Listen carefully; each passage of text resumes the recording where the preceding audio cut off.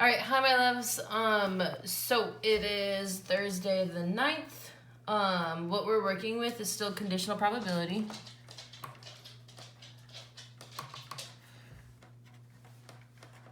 Today's lesson is a little bit different because at some point in time I'm going to pause using Edpuzzle, and then you guys are going to have to answer some questions as we're going through these, all right?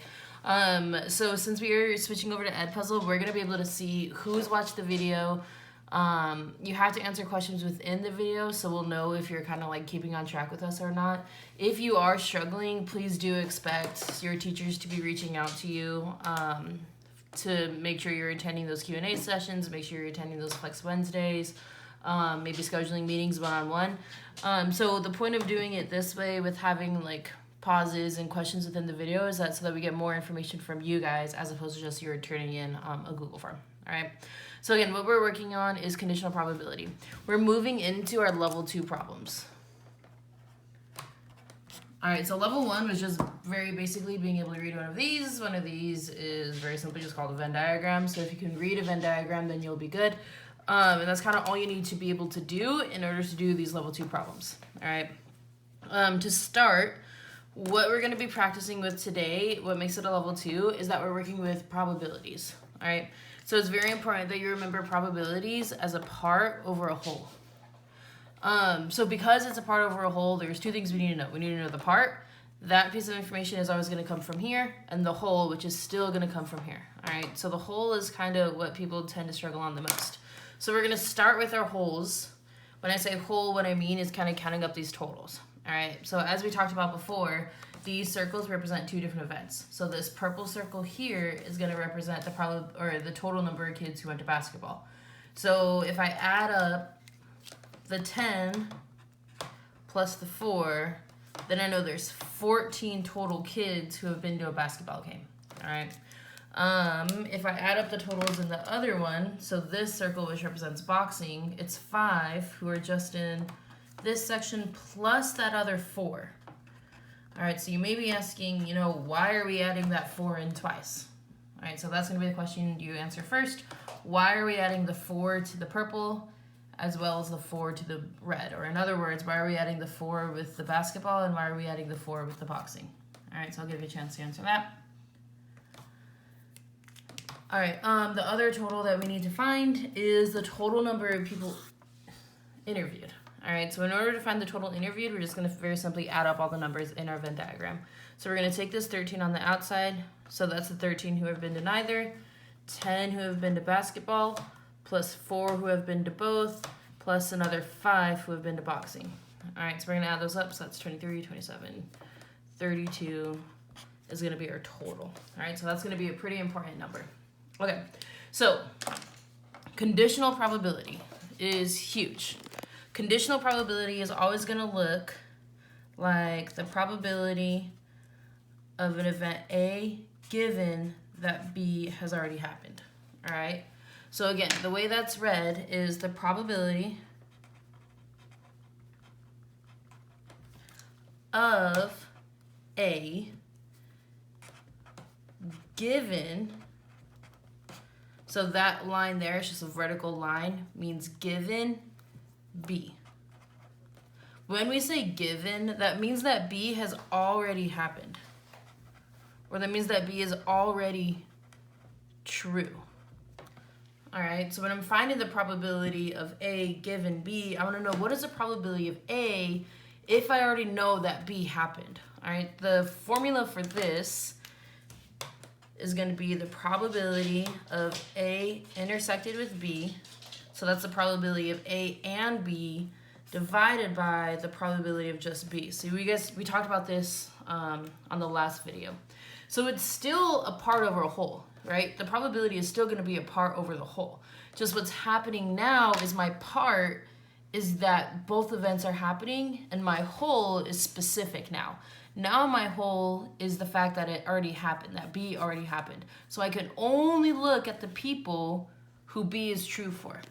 So if I'm going back to this, let's say the new example the new problem that we're going to solve is the probability that they've been to a basketball game given that they've already been to a boxing match. All right. So again, it's the probability that basketball is true if I already know that boxing is true. So in this case, it's going to be the probability that they've been to both a basketball and boxing divided by the probability that they've only been to boxing. All right. So if we look back up here, I want to know what is the probability they're in this given they already belong to boxing. So I already know, right? According to this, I already know boxing is true, which means they have to be a part of this circle here. All right. So I need to find these two probabilities. I need to find the probability that they've been to both, and I also need to find the probability that they've been to a boxing. So the probability that they've been to both. My part that they've been to both is the intersection, so it's going to be the 4 divided by the total number interviewed. So in this case, my total number interviewed is going to be 32. So it's going to be 4 over 32. We are not going to reduce. Do not reduce until the very end. All right, so do not reduce that. Okay, so the probability that they've been to both is 4 over 32. The next probability I need to find is the probability they've been to boxing. So I'm going to jump back up. So again, this is my entire boxing circle. So I know they've been to boxing, they've been to boxing. So if I want to know the total that have been to boxing, that's everyone in this circle. We found that already here. So the total number of boxing is going to be 9. So my probability of boxing is going to be 9 over 32. So again, I told you guys not to reduce these. The reason why we don't want to reduce those is that's going to make it a lot easier when we start plugging it in to this probability here. So it's going to look ugly for a second, and I'm sorry it looks ugly, but I promise it'll look prettier. So the probability that they've been to boxing, go back. The probability they've been to boxing and basketball is going to be this guy. So that means on top is going to be 4 over 32 divided by the probability that boxing is already true. So divided by 9 over 32. So like, yeah, legit, that's ugly, right? What actually happens though is you take the top, copy, dot, flip the bottom. So 32 over 9. So if you don't remember how to divide fractions, it's just copy, dot, flip. But I promise you don't really need to know that because what's going to happen every single time is if you don't reduce, these always cancel. So really all you have is 4 over 9. So an easier way to kind of think about that is if I go back up here, I want to know the probability that they've been to a basketball game given they've been to a boxing. So I know that they belong in this circle. So I know it has to be somewhere here, right? So if I add those numbers up, 4 plus 5 is, in fact, 9. And then out of those 9 that have been to a boxing, only 4 of them have been to a basketball game. So again, when I started to do my conditional probability, I knew that boxing had to be true. So I looked here in this boxing circle only. There's 9 total there. So it has to be out of that 9. All right, so it has to be out of that 9. I'll move. And then out of that 9, I want to know how many of them have been to basketball. So then out of that 9, 4 of them have been in basketball. So this would just be 4. All right. So hold on there. We're going to go ahead and do another problem. We're going to keep our situation the same. All right. So we're still using the same Venn diagram. What we found before was the probability they've been to basketball given they've been to boxing. Now you guys are going to find the probability they've been to boxing given they've been to a basketball game. All right. So what I need to know from you guys is if basketball is my condition, is that going to go into my numerator or my denominator? Right? If basketball has to be true, is that going to be in my numerator or is that going to be in my denominator? Remember, the formula we have is A given B equals A and B. So given that, I need you guys to tell me, is the probability of basketball going to be in my numerator? So does that represent A and B, or does that represent P of B? So I'll give you guys a chance to think about that and answer that. All right, so hopefully what you guys noticed is that basketball is our condition, right? That's that second one there. So I know that basketball has to be true. So if I go back to my Venn diagram, I know they have to belong to this purple circle. They have to have been to a basketball game. On top is going to be the probability that they've been to both. So if I'm looking at my Venn diagram, the total number of people who've been to both is 4. The total number of people who have been to a basketball game is going to be this entire purple circle. So anyone who's in there.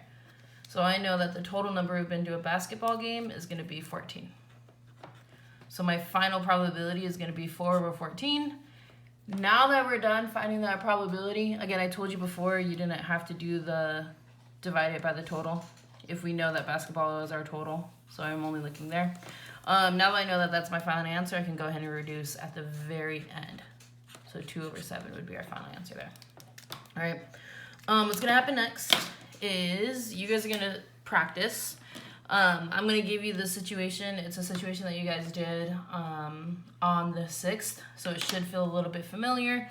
I'm just going to go ahead and give you that information here, then I'm going to give you guys a chance to fill in your Venn diagram. All right, so if you go back to the CFA on the 6th, which you don't have to do, we're going to go over this creating a Venn diagram part. Okay, so there are 40 total juniors.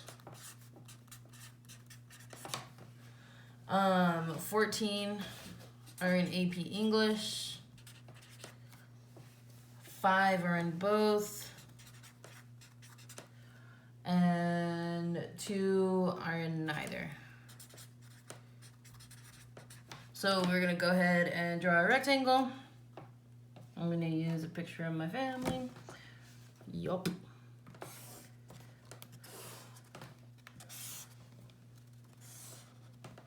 All right, so we have our rectangle.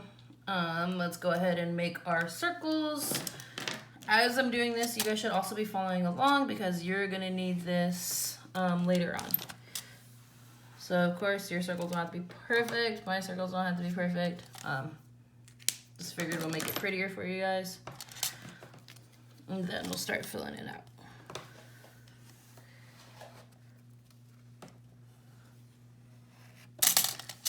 All right, so we're gonna pause the video here, and you guys are gonna go ahead and fill in this on your own. Don't touch it, don't touch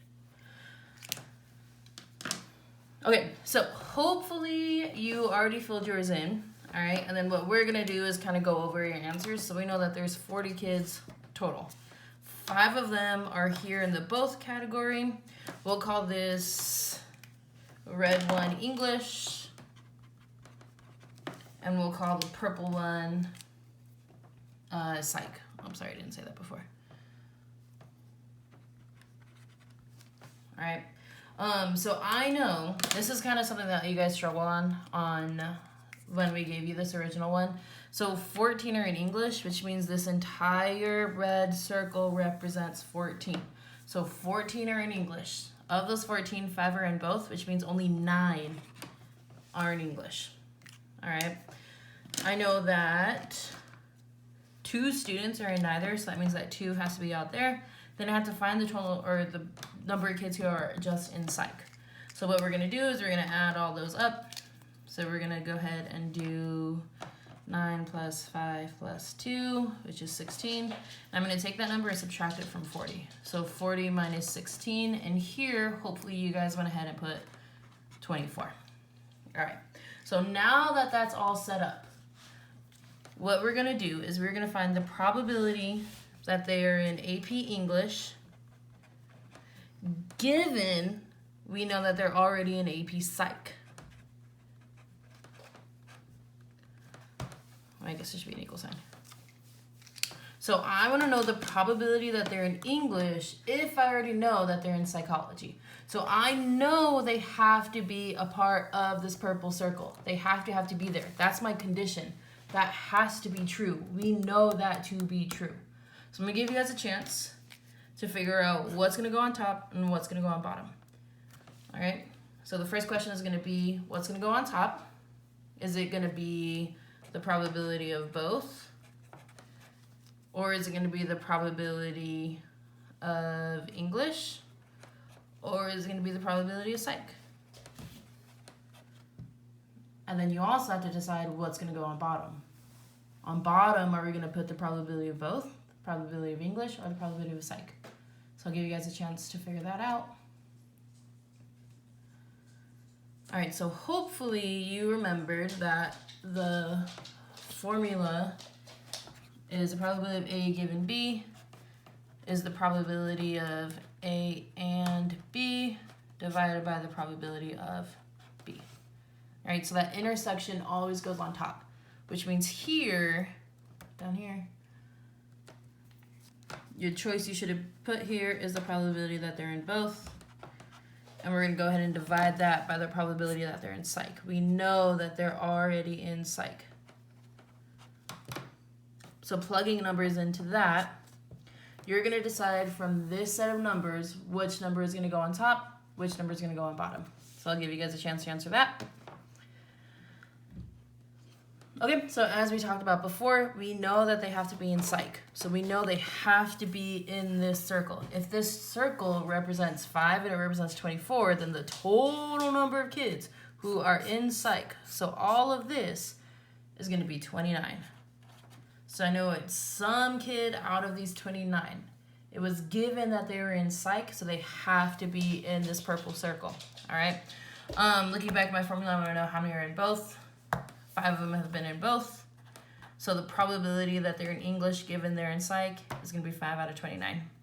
To finish, last question of the day, you guys are gonna find the probability that they're in psych given that we know they're in English. So we're not gonna walk you guys through that one. That's just something for you to figure out on the end. So I'll give you a chance to figure that out. No. All right, so hopefully you guys ended up with 14 on bottom, 5 on top.